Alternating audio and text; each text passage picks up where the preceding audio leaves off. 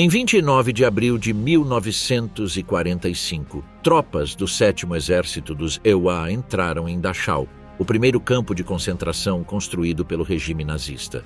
O que encontraram imediatamente alterou a lógica militar com a qual vinham operando há meses na frente ocidental. Nas horas seguintes, uma série de decisões espontâneas se desenrolaram, todas sem audiência judicial. Não houve ordens escritas, processos formais e nenhuma margem para dúvidas. Em vez disso, houve reações diretas, execuções imediatas e uma cadeia de responsabilidades que se dissolveu desde o início. Por que os soldados americanos agiram dessa maneira? O que exatamente eles viram ao entrar no campo? E por que esses fatos foram ocultados por mais de 40 anos? Dia da Ira, o massacre imediato após a libertação. 29 de abril de 1945, meio-dia. O silêncio artificial do campo de concentração de Dachau foi quebrado pelo rugido dos motores Sherman. A 45ª Divisão de Infantaria do 7º Exército dos EUA havia chegado aos portões do primeiro campo de concentração regular construído pelo regime nazista. O que aconteceu nas 4 horas seguintes entraria para a história como a execução sumária mais sistemática perpetrada pelas tropas aliadas durante a Segunda Guerra Mundial. O tenente-coronel Felix Sparks comandava o 3º Batalhão do 157º Regimento quando seus homens passaram pelos portões principais. A resistência alemã havia sido mínima. Alguns tiros disparados das torres de vigia, rapidamente silenciados quando sentinelas desceram com bandeiras brancas. O que transformou uma rendição rotineira em um massacre foi a descoberta imediata de 39 vagões de carga lotados de cadáveres humanos empilhados como carga. O primeiro assassinato ocorreu na Torre B às 12h30. O tenente William Walsh e o sargento John Degrow escoltaram 4 soldados alemães rendidos até um dos carros da morte. Walsh forçou os prisioneiros a entrar no carro, fechou a porta e atirou em cada um com sua pistola de serviço. Os gritos de agonia foram interrompidos por um segundo tiro, enquanto o outro soldado finalizava os feridos. Essa execução estabeleceu o padrão que se repetiria pelo resto do dia. Visão do horror, identificação do inimigo, eliminação imediata. O massacre mais extenso ocorreu no Pátio de Carvão. 60 soldados da Waffen-SS foram capturados após a rendição inicial. Sparks os deixou presos enquanto continuava seu reconhecimento. Ao retornar, encontrou uma metralhadora calibre 30 montada em frente aos prisioneiros. Os corpos jaziam empilhados contra a parede onde haviam sido forçados a se alinhar. O soldado responsável, um artilheiro de 19 anos, estava em estado de choque, gritando que os alemães haviam tentado escapar. Faíscas atingiram o soldado para impedir a matança, mas salvaram apenas cerca de 20 alemães que estavam trancados no quartel de manutenção. A investigação militar subsequente nunca confirmou se houve uma tentativa real de fuga. Testemunhos sugerem que o jovem artilheiro, após entrar no quartel e ver montanhas de cadáveres esqueléticos, sofreu um colapso psicológico que o fez perceber ameaças inexistentes. A violência se espalhou para setores específicos do campo, seguindo um padrão descentralizado, mas sistemático. Na zona industrial, um grupo de soldados executou 8 alemães que tentavam se esconder nas oficinas. Na área médica, 5 indivíduos encontrados destruindo documentos foram baleados. Perto do crematório, 3 alemães que haviam trocado uniformes por roupas de prisioneiros foram identificados pelos detentos sobreviventes e imediatamente eliminados. Os métodos de execução variavam de acordo com a disponibilidade de armas e a proximidade emocional com o horror. Alemães capturados perto dos vagões da morte eram alvejados com rifles à distância. Aqueles encontrados em barracas repletas de cadáveres eram executados com pistolas a queima-roupa. Aqueles encontrados perto de fornos crematórios eram espancados até a morte com capacetes e coronhadas, como se a violência física direta fosse necessária para processar a magnitude do crime testemunhado. O capitão David Wilsey documentou em cartas pessoais como testemunhou 12 execuções individuais em diferentes locais do campo. Segundo seu relato, cada morte seguiu a mesma sequência: descoberta de evidências de atrocidade, identificação do perpetrador alemão mais próximo e eliminação sem interrogatório ou deliberação. Os soldados agiram com automatismo letal, como se estivessem executando um programa mental desencadeado pelo trauma visual. A cadeia de comando formal havia entrado em colapso temporário. Oficiais de nível médio não apenas permitiam as execuções, como também as facilitavam, designando alvos ou fornecendo munição. O tenente James Walsh distribuiu pessoalmente pistolas aos soldados que haviam esgotado suas munições após eliminar grupos de alemães. O capitão Robert Marcus organizou patrulhas específicas para localizar nazistas escondidos em áreas não registradas do campo. Uma característica distintiva era a completa ausência de procedimentos militares padrão. Não havia interrogatórios para determinar a patente ou responsabilidade individual. Nenhum documento de identificação era verificado. Nenhum protocolo da Convenção de Genebra era aplicado aos prisioneiros de guerra. A mera presença de alemães no campo constituía prova suficiente de culpa para justificar a execução imediata. O processo se intensificou quando os soldados começaram a entrar em alojamentos específicos. O alojamento 32, designado para experimentos médicos, continha instrumentos cirúrgicos manchados de sangue e cadáveres com incisões recentes. Os 2 alemães encontrados ali foram submetidos aos mesmos procedimentos que suas vítimas. Cortes sistemáticos sem anestesia até morrerem de hemorragia. Toda a duração desta primeira onda estendeu-se do meio-dia às 16 horas. Durante esse período, o controle militar formal do campo permaneceu nas mãos dos americanos, mas um sistema paralelo de justiça sumária operou em seus próprios termos. Os soldados assumiram simultaneamente os papéis de libertadores e executores, uma combinação que a guerra convencional raramente havia produzido de forma tão direta. Ao final do dia, entre 40 e 60 alemães haviam sido executados por tropas americanas. O número exato permanece incerto devido à destruição deliberada de registros e ao subsequente desejo institucional de minimizar o alcance das represálias. No entanto, múltiplos depoimentos confirmam que cada setor do campo foi palco de pelo menos uma execução sumária. A transformação psicológica dos soldados foi imediata e permanente. Veteranos que haviam mantido o profissionalismo durante combates intensos tornaram-se executores implacáveis quando confrontados com evidências diretas de genocídio. A guerra havia adquirido uma dimensão moral que transcendia as regras militares convencionais, justificando métodos que, em outros contextos, teriam constituído crimes de guerra. O choque do horror, o que as tropas aliadas encontraram em Dachau. Na manhã de 29 de abril, os soldados do 7º Exército avançaram com a confiança de veteranos fortalecidos por múltiplas campanhas. Eles haviam libertado cidades francesas, cruzado o Reno e derrotado divisões blindadas alemãs. No entanto, nenhuma experiência militar anterior os havia preparado para enfrentar a engenharia sistemática do extermínio humano. O encontro não foi gradual nem mediado por relatos escritos. Foi um impacto sensorial total que desintegrou instantaneamente qualquer quadro de referência anterior sobre os limites da crueldade humana. A primeira pista veio do olfato. A 5 quilômetros de distância, os motoristas dos tanques detectaram um cheiro que se intensificava à medida que avançavam em direção ao objetivo. Era um odor adocicado e nauseante que impregnava o ar primaveril da Baviera. Os veteranos conheciam o cheiro da morte em combate. Sangue fresco, pólvora, carne queimada por explosões. Aquilo era diferente, era mais denso, mais persistente, mais concentrado. Era o cheiro da morte industrial, processado ao longo de anos. A fonte se revelou na estação de trem. 39 vagões de carga com as portas entreabertas. Lá dentro, corpos humanos nus jaziam empilhados em vários estágios de decomposição.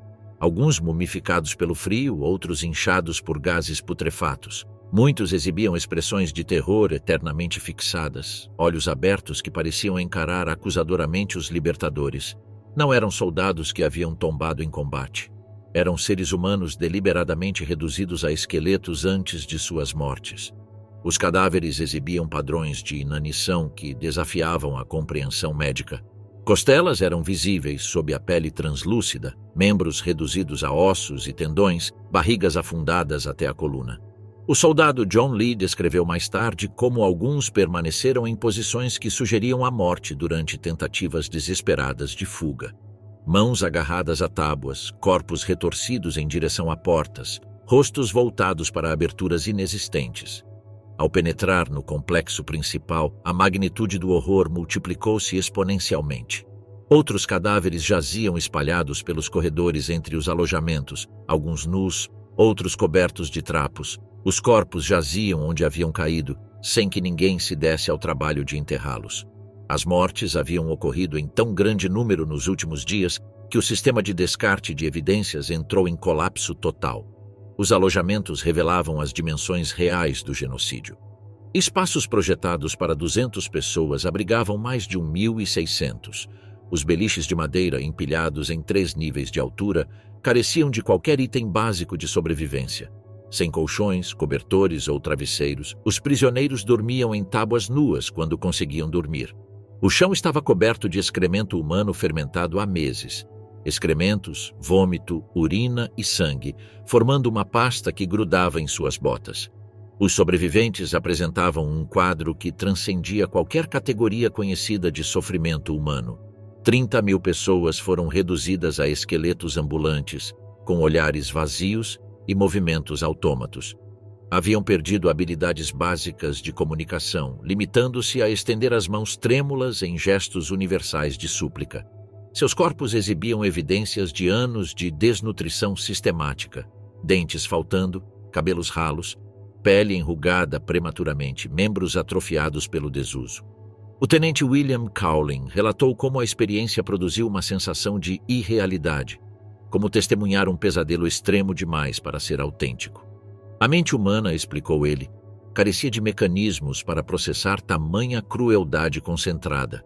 Era necessário criar distância emocional para continuar funcionando, mas essa distância frequentemente se transformava em fúria dirigida a qualquer alemão disponível.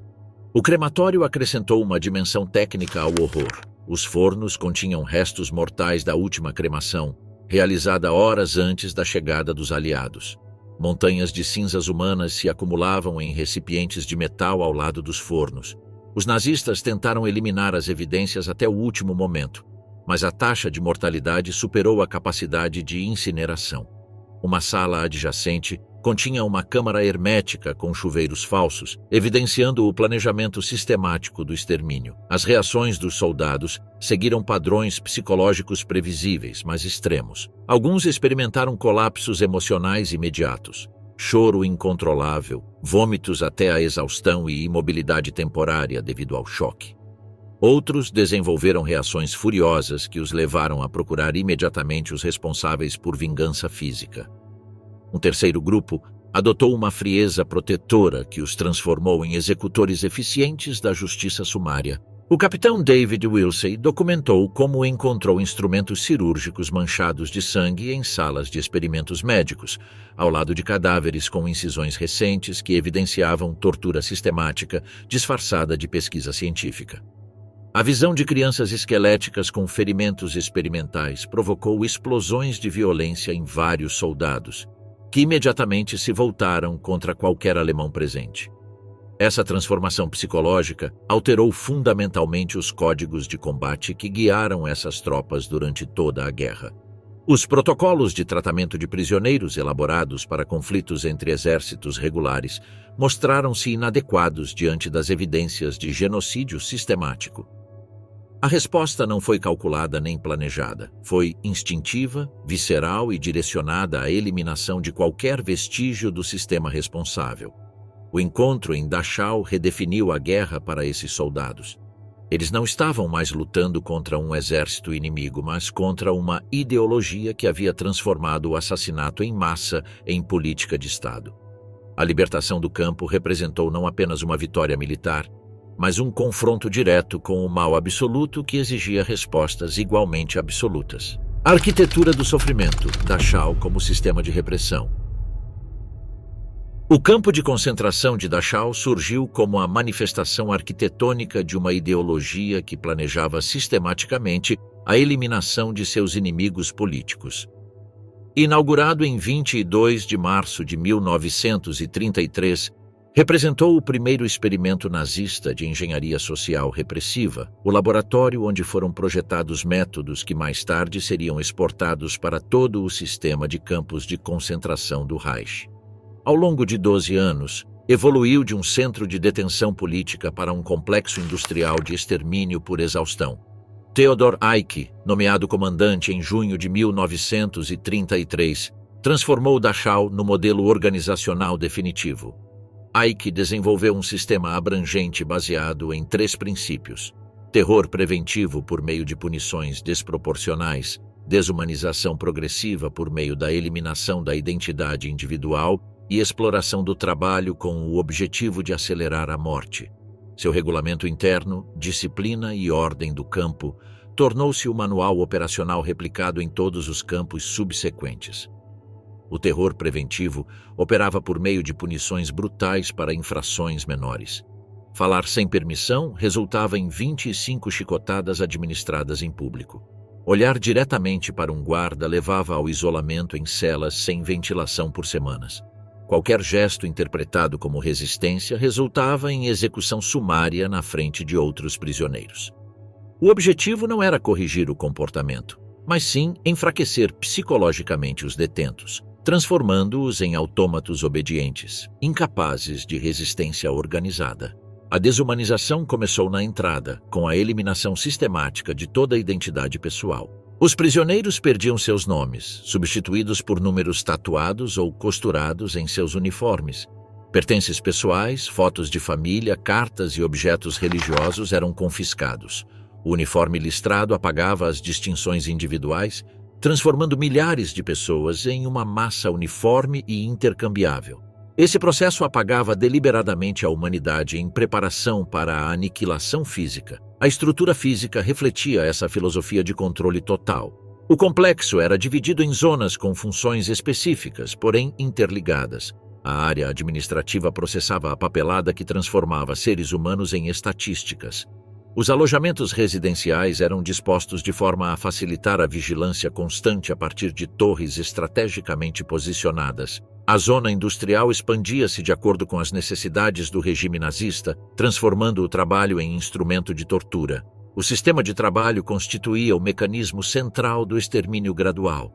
Os prisioneiros trabalhavam de 12 a 14 horas por dia, construindo estradas com ferramentas inadequadas, extraindo cascalhos sem equipamentos de proteção e drenando pântanos propensos a doenças mortais. O trabalho não tinha qualquer propósito produtivo real. Era uma tortura sistemática disfarçada de atividade econômica, projetada para acelerar a deterioração física até a morte. A partir de 1942, Dachau tornou-se um centro de experimentação médica humana. O Dr. Sigmund Rascher conduziu testes simulando condições extremas para pilotos alemães. Experimentos em altitude, submetendo prisioneiros a pressões atmosféricas letais, testes de hipotermia imergindo indivíduos nus em água gelada e ensaios farmacológicos injetando patógenos em indivíduos saudáveis para observar o desenvolvimento de infecções fatais. Os métodos de punição operavam com precisão burocrática. Existiam categorias específicas de infrações com penalidades correspondentes. Ofensas menores eram punidas com redução de alimentação ou trabalho adicional. Ofensas intermediárias implicavam chicotadas públicas ou confinamento solitário prolongado. Ofensas graves eram punidas com tortura elaborada. O poste suspendia os prisioneiros em vigas, deslocando seus ombros. A corrida do coelho os forçava a correr em direção a cercas de arame eletrificadas, fornecendo uma desculpa para atirar neles. A evolução do campo ao longo do tempo refletiu a radicalização progressiva do regime.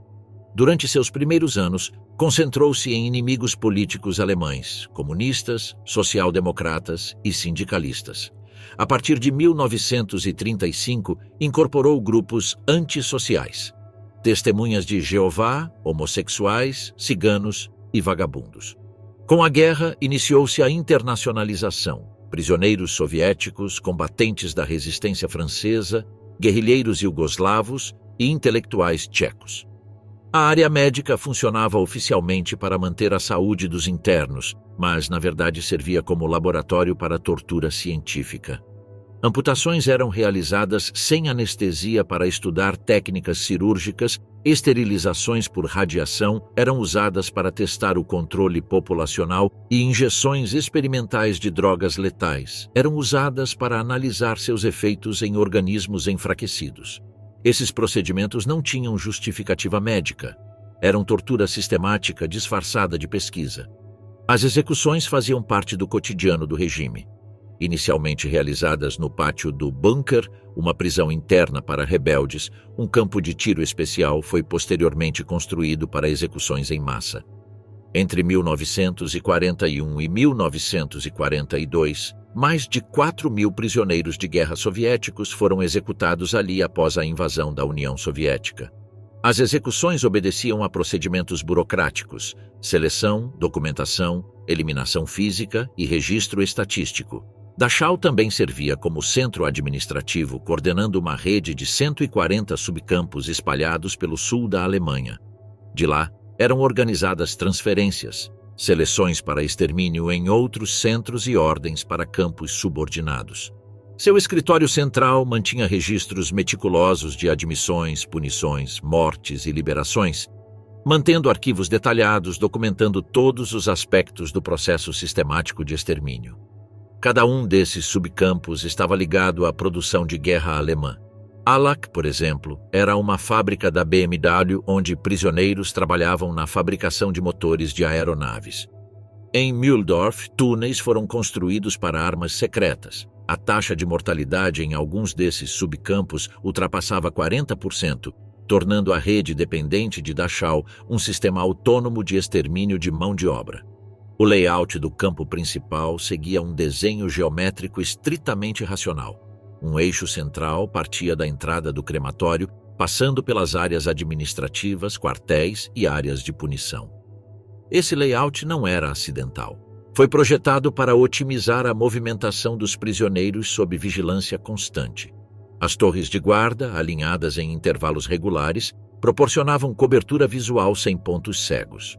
No arquivo dos planos originais do campo, preservado no Instituto de História Contemporânea de Munique, pode-se ver como até mesmo as instalações sanitárias foram projetadas sem qualquer privacidade: chuveiros comunitários, latrinas abertas e corredores sem portas. Todos os elementos buscavam reforçar a indefesa sistemática. A arquitetura de Dachau era, em si mesma, um instrumento de humilhação. O colapso final começou em janeiro de 1945, quando as evacuações dos campos do leste sobrecarregaram a capacidade da instalação. Os prisioneiros chegavam em trens sem aquecimento, após dias sem comida ou água. Muitos morriam durante o transporte. Os sobreviventes chegavam em estado crítico, além da capacidade de tratamento do sistema médico. Epidemias se espalhavam descontroladamente, especialmente o tifo transmitido por piolhos entre os presos debilitados.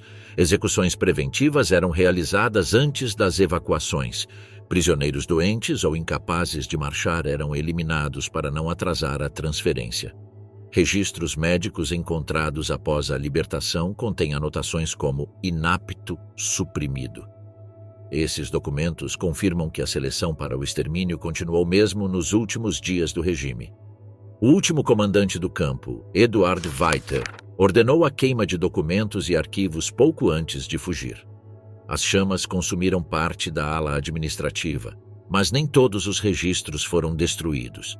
Graças aos documentos recuperados pelas tropas americanas, listas de prisioneiros, turnos de trabalho e sanções impostas até abril foram reconstruídas. Em seus últimos meses, Dachau havia perdido sua funcionalidade como centro de trabalho, tornando-se simplesmente uma máquina de morte sobrecarregada por sua própria eficiência. Centenas de prisioneiros morriam diariamente de doenças, fome ou execução sumária. Os cadáveres se acumulavam mais rápido do que podiam ser cremados, criando fontes adicionais de infecção que aceleraram a desintegração total do sistema. Os carrascos, entre nós, a tentativa de fuga da SS. Nas horas cruciais que antecederam a chegada dos americanos, uma operação desesperada de sobrevivência se desenrolou nas áreas menos vigiadas de Dachau. Os membros da SS, cientes de seu destino inevitável, iniciaram uma transformação que exigiu não apenas a troca de uniformes, mas também o apagamento de anos de autoridade exercida por meio de brutalidade sistemática. Essa metamorfose enfrentou um obstáculo imprevisto: a memória coletiva de milhares de prisioneiros que observaram cada gesto de seus torturadores durante anos de cativeiro. O planejamento havia começado semanas antes, quando relatos do avanço dos aliados descreviam o destino dos responsáveis nos campos libertados. Não haveria tribunais nem julgamentos prolongados. A justiça seria imediata e letal. Os métodos de camuflagem variavam de acordo com os recursos disponíveis: troca de uniformes com cadáveres de tamanho semelhante, remoção de documentos de prisioneiros mortos, modificação da aparência física por meio de cortes de cabelo e sujidade deliberada do rosto. A troca de roupas foi apenas o primeiro passo. A SS teve que transformar comportamentos adquiridos durante anos de exercício de poder absoluto. Eles tiveram que aprender a andar curvados, evitar contato visual direto e demonstrar deferência à autoridade. Décadas de treinamento militar em postura ereta e olhar firme tiveram que ser substituídas pela submissão característica das vítimas do sistema que haviam administrado.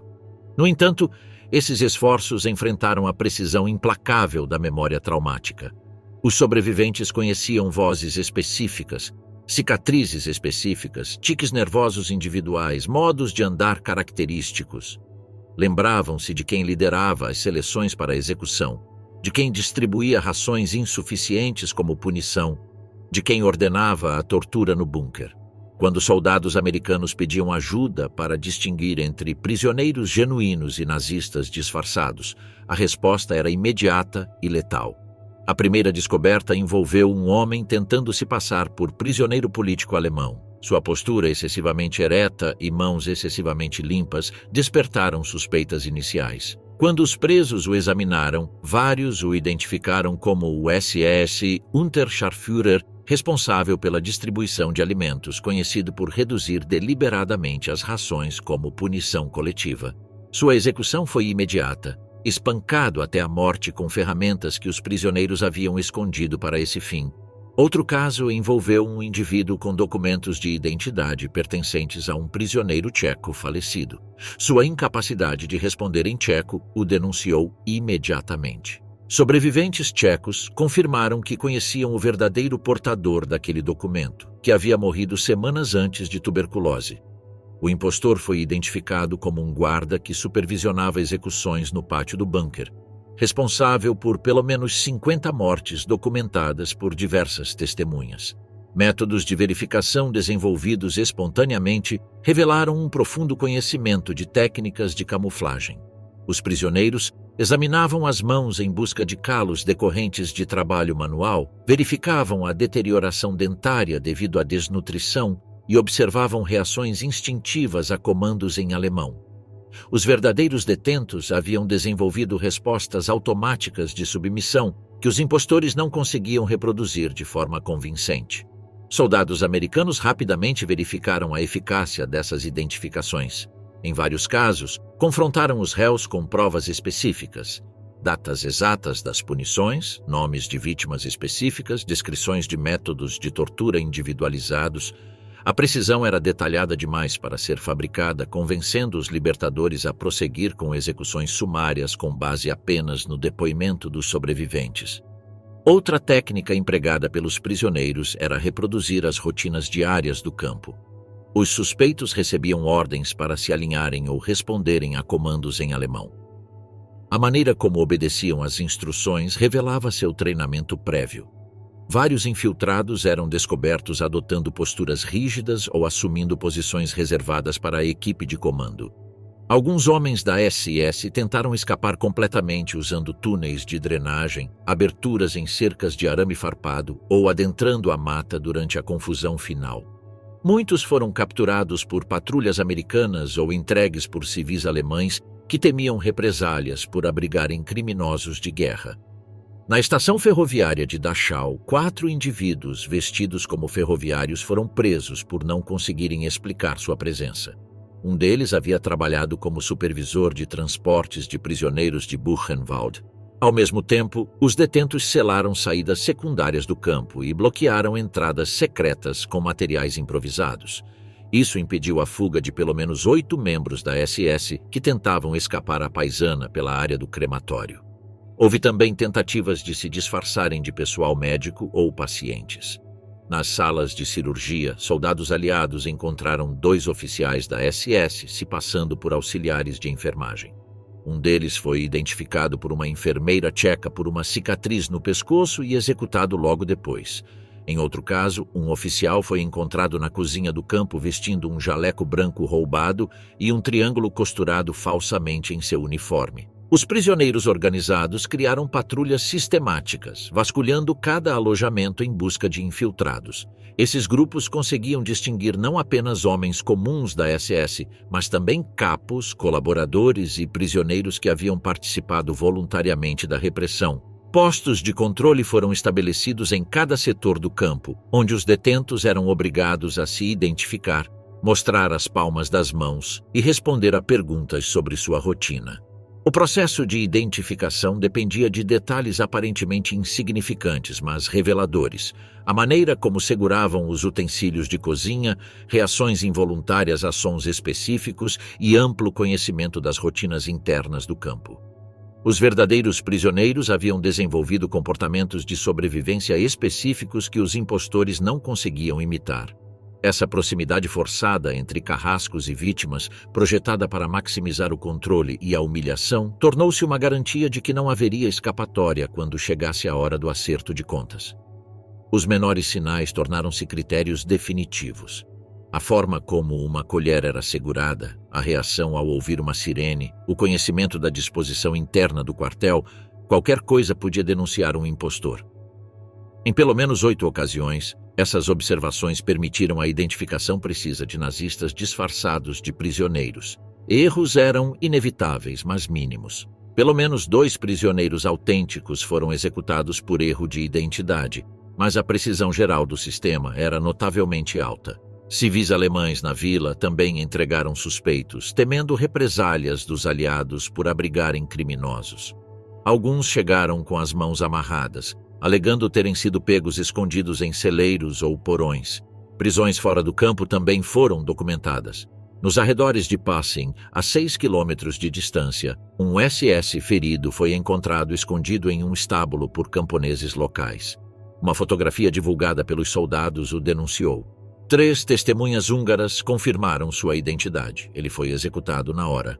A justiça sumária operou por 72 horas. Não havia registros ou procedimentos burocráticos. Se 3 ou mais sobreviventes o identificassem de forma independente, como membro do aparato de vigilância ou repressão, a execução era imediata. Essa regra não escrita era aplicada com uma precisão que surpreendeu até mesmo as autoridades americanas. A vingança do cativeiro, o acerto de contas dos prisioneiros. Uma vez neutralizada a resistência alemã, emergiu um sistema de justiça que transcendeu a simples divisão entre libertadores e libertos. Os prisioneiros sobreviventes possuíam informações detalhadas sobre as complexas hierarquias internas que haviam facilitado a operação diária do terror. Eles sabiam de capos que haviam brutalizado outros prisioneiros em troca de rações extras, de informantes que relataram tentativas de fuga e de colaboradores médicos que selecionavam vítimas para experimentos letais. Essa rede de cumplicidade tornou-se alvo de um acerto de contas tão preciso quanto implacável. Os capos representavam o principal alvo da vingança organizada. Esses prisioneiros, selecionados pela SS para exercer autoridade sobre seus companheiros de prisão, desenvolveram métodos de brutalidade que frequentemente excediam os padrões nazistas. Alexander Weiss esteve diretamente envolvido na captura de um capo apelidado de Der Metzger, conhecido por organizar competições de punição entre prisioneiros, forçando-os a se espancarem enquanto ele selecionava os vencedores para receber rações extras. A execução de Der Metzger seguiu um ritual específico de justiça poética. Ele foi arrastado para o pátio onde havia humilhado centenas de detentos, espancado sistematicamente com os mesmos instrumentos que usava para tortura e finalmente abandonado, morrendo no exato local onde havia exercido seu poder. Seu corpo permaneceu exposto por 2 dias como um aviso a outros colaboradores que pudessem tentar se esconder entre os sobreviventes. No setor soviético, um julgamento paralelo foi conduzido contra um tradutor que havia servido como intermediário entre a SS e prisioneiros russos. Os prisioneiros documentaram mentalmente cada denúncia que resultou em execuções, mantendo listas precisas de camaradas mortos por suas traições. Sua execução incluiu a mesma punição de vara que ele havia recomendado para outros. ser amarrado com arame a uma estrutura de metal, deslocar o ombro e ser espancado com ferramentas até morrer lentamente. As mulheres organizaram uma vingança especializada contra capos femininas que participaram de abusos sexuais e seleção para experimentos de esterilização. Uma capo alemã que ajudou a identificar vítimas de radiação foi capturada por sobreviventes húngaros e executada com lâminas escondidas por meses. Os cortes foram aplicados lenta e deliberadamente, prolongando a agonia por horas em retaliação a anos de cumplicidade em tortura médica. Informantes sem cargos oficiais exigiam uma identificação mais complexa por meio de múltiplos depoimentos e cruzamento de informações entre diferentes grupos nacionais. Um prisioneiro tcheco que sistematicamente relatava comunicações estrangeiras havia fingido envolvimento em atividades clandestinas para obter informações que então entregava à SS. Seu padrão foi detectado quando cada operação da qual participou resultou na prisão e execução de seus organizadores. A eliminação desse informante ocorreu na oficina onde ele havia simulado a sabotagem. Os presos usaram ferramentas confiscadas após suas denúncias anteriores, martelos e chaves inglesas para fraturar ossos importantes, garantindo-lhes consciência prolongada para sentir dor equivalente à causada por suas traições. O processo durou a noite toda, durante o qual outros presos recitaram os nomes das vítimas de suas denúncias. O hospital tornou-se palco de represálias específicas contra assistentes médicos que participavam da seleção de vítimas para experimentos ou eutanásia. Esses colaboradores eram ironicamente submetidos aos mesmos procedimentos que haviam facilitado: injeções de substâncias extremamente dolorosas, cirurgias sem anestesia e exposição a temperaturas extremas. Os prisioneiros aplicavam deliberadamente protocolos experimentais idênticos aos usados em vítimas inocentes. Buscas manuais também foram realizadas nos quartéis administrativos para identificar prisioneiros promovidos pela SS a cargos inferiores. Alguns serviram como intérpretes, responsáveis pela distribuição de roupas ou alimentos, ou como vigias noturnos designados. Embora nem todos tenham sido executados, pelo menos 12 foram documentados como tendo sido espancados publicamente e violentamente removidos de qualquer posição de influência dentro do campo. Anotações ocultas foram encontradas no crematório contendo listas de nomes escritas por detentos poloneses e franceses, detalhando colaborações internas durante os últimos meses do regime.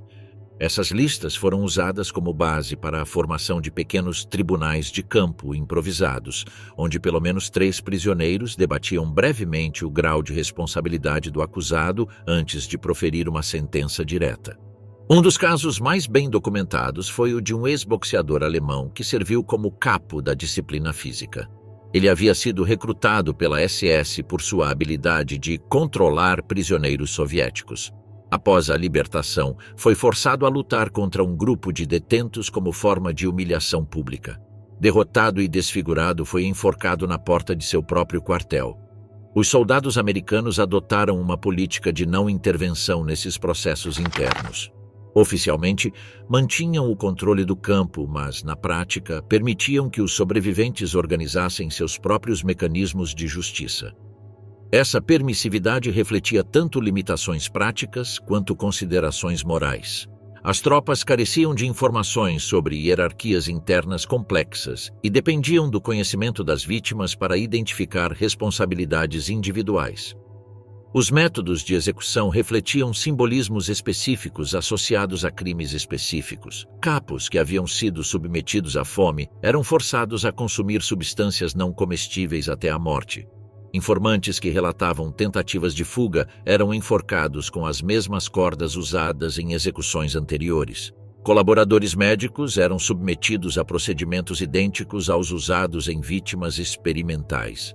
A documentação desses eventos foi deliberadamente limitada. Os prisioneiros organizados destruíram provas, enterraram corpos em valas comuns improvisadas e evitaram criar registros que pudessem ser usados contra eles posteriormente. A justiça era administrada de acordo com códigos desenvolvidos durante anos de resistência clandestina, e seus executores não buscavam legitimidade externa ou reconhecimento oficial das autoridades militares. No total, estima-se que os prisioneiros realizaram entre 20 e 25 execuções por dia durante os 3 primeiros dias após a libertação. Em alguns casos, os corpos foram discretamente transferidos para áreas arborizadas próximas ao perímetro do campo. Valas comuns foram cavadas ali, o que ainda não foi totalmente documentado. Os incidentes também incluíram represálias internas entre nacionalidades. Algumas tensões reprimidas entre grupos étnicos ressurgiram brevemente durante o vácuo de poder. Em certa ocasião, um grupo de detentos iugoslavos atacou 3 prisioneiros lituanos acusados de colaborar com a administração nazista. Apenas um sobreviveu. Todo o processo durou 72 horas, resultando na eliminação de 40 a 60 colaboradores identificados por meio de múltiplos depoimentos.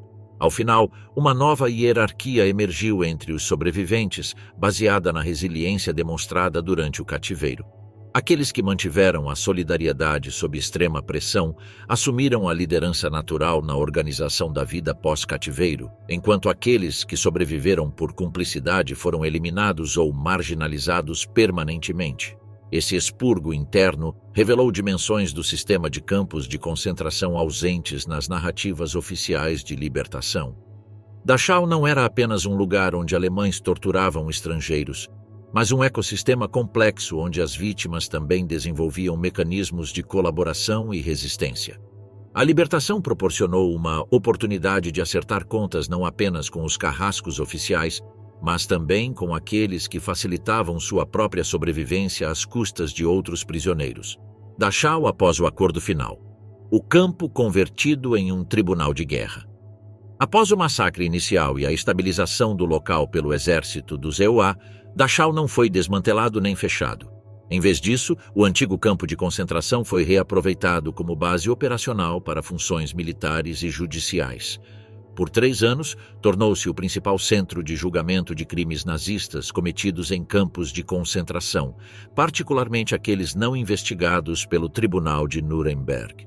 A partir de maio de 1945, as autoridades militares americanas utilizaram Dachau como centro de internamento para pessoal nazista capturado. Ex-membros da SS, médicos do campo, administradores, capos, civis suspeitos de colaboração e guardas de baixa patente foram presos no mesmo quartel onde haviam sido carrascos semanas antes. As celas do bunker foram readaptadas sem modificações estruturais para isolar suspeitos mais proeminentes. Os quartéis restantes foram reformados para abrigar centenas de detentos que aguardavam julgamento. Sob a jurisdição do Terceiro Exército, foram organizados os chamados Julgamentos de Dachau, uma série de procedimentos judiciais que teve início em novembro de 1945 e prosseguiu até agosto de 1948. No total, foram realizados mais de 460 julgamentos, envolvendo aproximadamente 1.672 réus. Os tribunais funcionavam sob a autoridade da lei militar aliada e seguiam uma estrutura padronizada: acusação, apresentação de provas documentais, depoimento de testemunhas oculares, veredito e execução da sentença. Os recursos eram raros e as sentenças eram executadas rapidamente. O primeiro grande julgamento foi contra os funcionários do campo de Mauthausen, no qual 61 réus foram acusados de crimes contra a humanidade. 49 foram condenados à morte. Julgamentos semelhantes se seguiram contra funcionários de Buchenwald, Flossenbürg e Dora Mittelbau. Todos esses julgamentos foram realizados na região de Dachau, em uma sala de tribunal adaptada no antigo prédio administrativo do campo. A proximidade geográfica dos crimes foi considerada uma vantagem logística e simbólica pelas autoridades aliadas. As sentenças de morte eram executadas no terreno adjacente à antiga área do crematório. Uma forca portátil, com capacidade para múltiplas execuções, foi instalada ali. Os condenados eram transportados em pequenos grupos do quartel para o local designado. Segundo registros militares, pelo menos 324 pessoas foram executadas por enforcamento entre 1946 e 1948. As execuções eram realizadas sem a presença da imprensa, civis ou observadores externos. Apenas militares relevantes e um médico tinham permissão para estar presentes. Paralelamente aos julgamentos, Dachau foi usado como centro de interrogatório para membros-chave do regime nazista.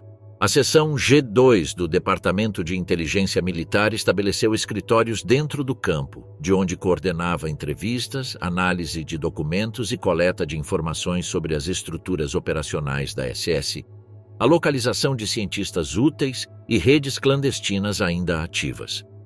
Alguns funcionários de baixa patente foram libertados ou recrutados como informantes em troca de imunidade parcial, especialmente aqueles com experiência técnica ou logística. Essa reapropriação do campo contrastava com sua representação simbólica na narrativa pública. Embora a mídia americana descrevesse Dachau como o epítome do horror nazista, suas instalações eram usadas funcionalmente para processar os responsáveis.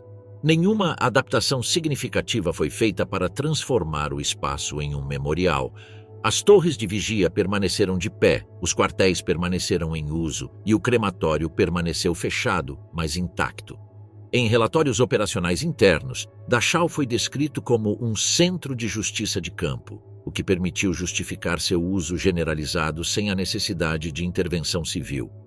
Essa caracterização foi útil para evitar a transferência de milhares de réus para outros locais na Alemanha. A logística, os recursos já disponíveis e a localização geográfica próxima a Munique tornaram o campo um centro ideal para processos judiciais em larga escala. O sucesso dos julgamentos ali foi citado como exemplo para futuras intervenções legais em cenários pós-guerra. Em 1948, após o encerramento formal dos processos judiciais e a dissolução dos tribunais militares temporários, Dachau foi entregue à administração civil alemã. Foi ordenado o desmantelamento gradual do complexo, começando pelos quartéis de madeira e estruturas associadas às operações judiciais. Apenas o crematório, o edifício de entrada e algumas seções do muro perimetral foram preservados, que mais tarde formariam parte do futuro memorial. Os restos mortais dos executados durante os julgamentos foram enterrados em valas comuns dentro do terreno. Não foram erguidos monumentos ou placas memoriais. Os registros relativos às execuções permaneceram confidenciais por décadas e foram armazenados em Fort Belvoir, Virgínia. A reconstrução pública dos julgamentos só começou décadas depois, quando a pressão dos arquivos e as demandas das famílias das vítimas levaram à desclassificação parcial dos documentos. Durante esses 3 anos, Dachau funcionou como um espaço de transição entre duas eras, a do terror industrializado e a da legalidade militar. Foi palco de extermínio, massacre, justiça sumária, justiça formal, execução administrativa e, finalmente, fechamento burocrático. Sua história, entre 1945 e 1948, representa uma fase pouco conhecida, mas crucial, do processo de responsabilização imediata aplicado ao aparato repressivo nazista. Uma fase em que a memória ainda não era prioridade e a funcionalidade operacional dominava a narrativa. Silêncio militar, o acobertamento do exército do ZEUA. O massacre de Dachau confrontou o alto comando do ZEUA com um dilema sem precedentes. Soldados aliados haviam executado sumariamente dezenas de prisioneiros alemães, em violação direta à Convenção de Genebra. A resposta institucional foi uma operação de encobrimento que manteria esses eventos em segredo por 4 décadas, demonstrando a capacidade militar de controlar narrativas históricas quando havia incentivos políticos suficientes. O tenente-coronel Felix Sparks enviou o primeiro relatório oficial em 30 de abril, descrevendo o controle bem-sucedido do objetivo com resistência inimiga mínima. O documento omitia deliberadamente as execuções sumárias, caracterizando as baixas alemãs como o resultado do combate durante a rendição. Essa versão inicial estabeleceu o padrão de distorção que persistiria por décadas. Reconhecimento de fatos básicos, mas omissão sistemática de aspectos controversos.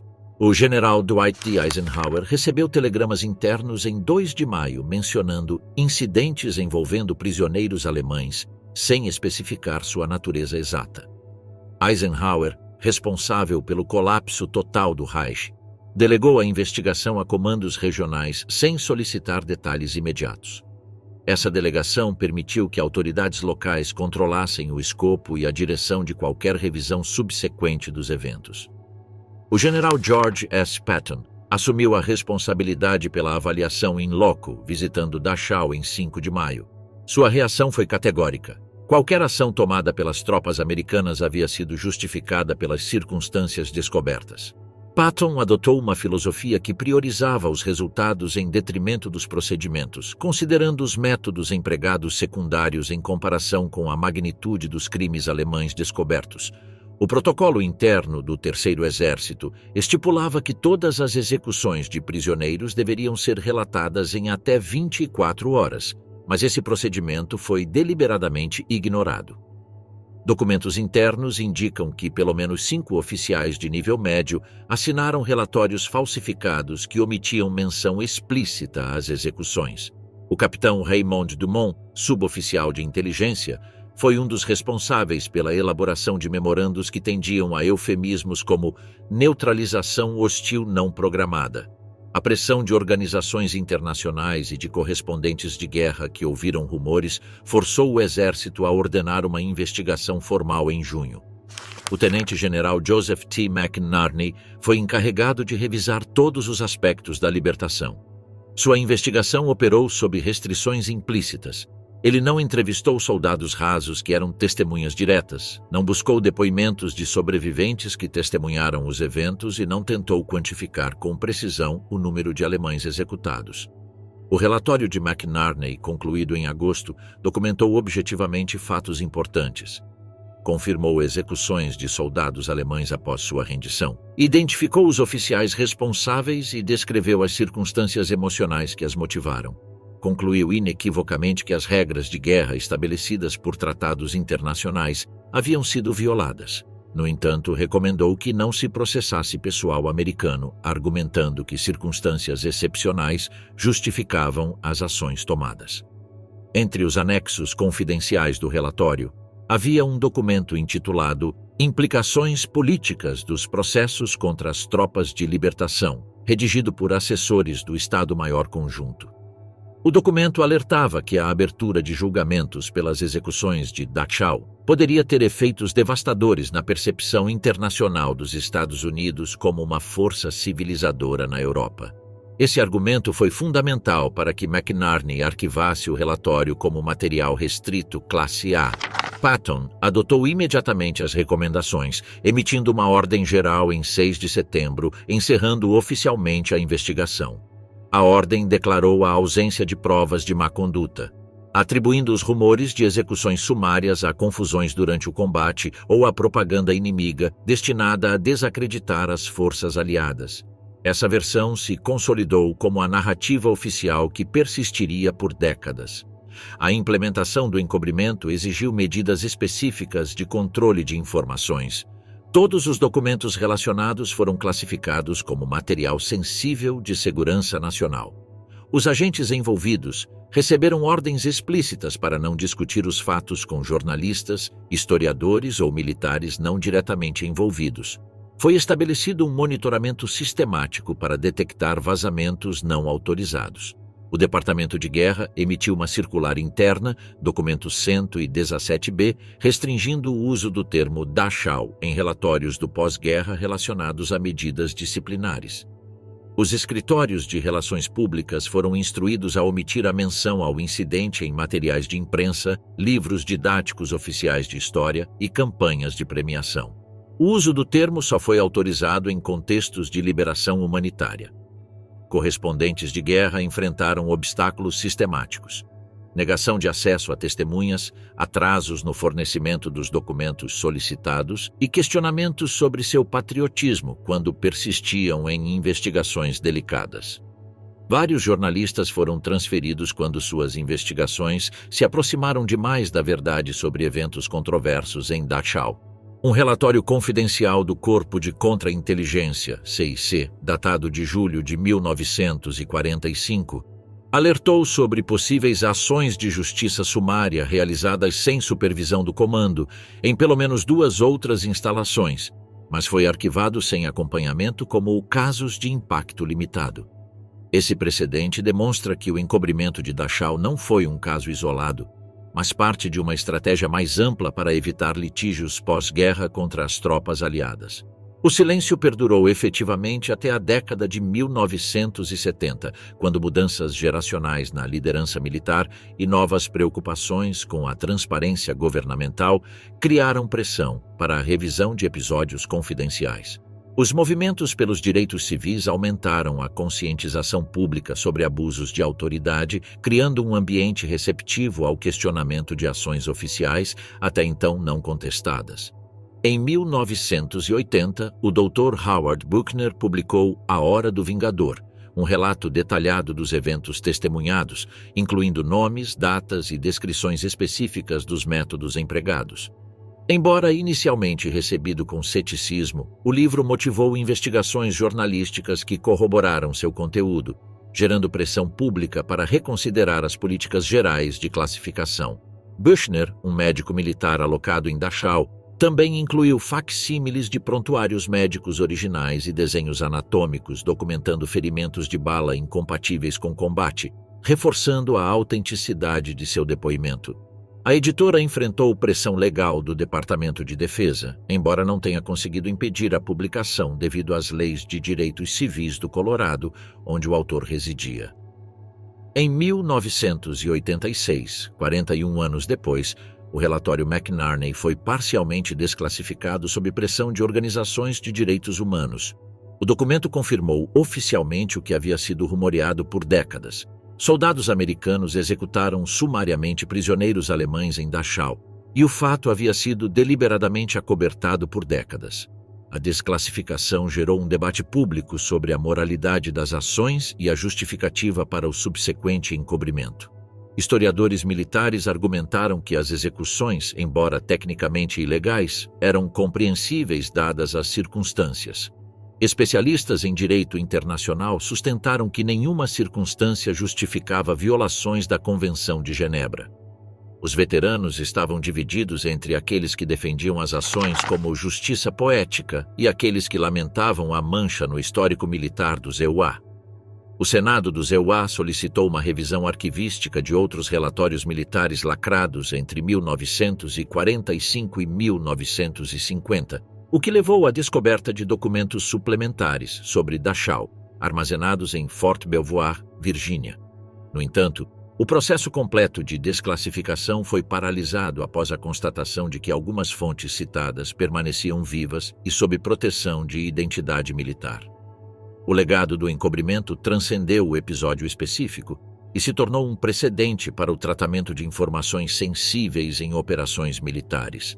Demonstrou a capacidade institucional de manter o sigilo por longos períodos quando havia incentivos políticos suficientes, mas também revelou as limitações de tais operações quando os contextos políticos e geracionais mudam.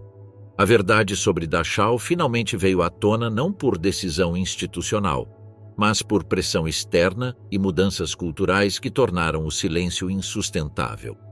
O encobrimento protegeu a imagem das forças americanas durante o período crítico de estabelecimento da ordem no pós-guerra, mas não conseguiu eliminar permanentemente as evidências de que até mesmo os libertadores haviam sido temporariamente corrompidos pela brutalidade do sistema que estavam destruindo. Os eventos de 29 de abril de 1945 são um testemunho de que, em guerras justas, a própria justiça pode ser corrompida pela exposição direta ao mal absoluto. O acobertamento militar foi eficaz como estratégia temporária, mas inadequado como solução permanente para dilemas morais complexos.